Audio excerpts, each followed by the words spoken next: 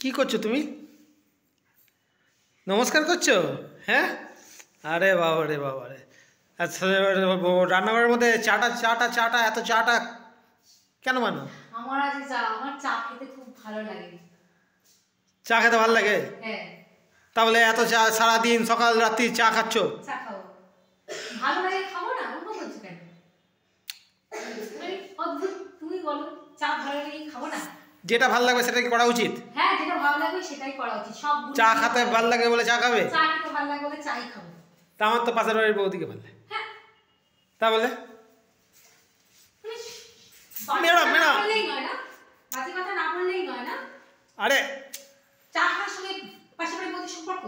আরে ভালো মানে ভালো বললে না, সেটাই বলছি। ভালো, সব ভালো জিনিস ভালো খাওয়া উচিত নয়। সেটা আমিও বলি, তুমি শোনো। চাটা খাওয়া ভালো মানে এত এত চা খাওয়া উচিত নয়। বাজে কথা বলো না, মাথা গরম হয়ে যাবে।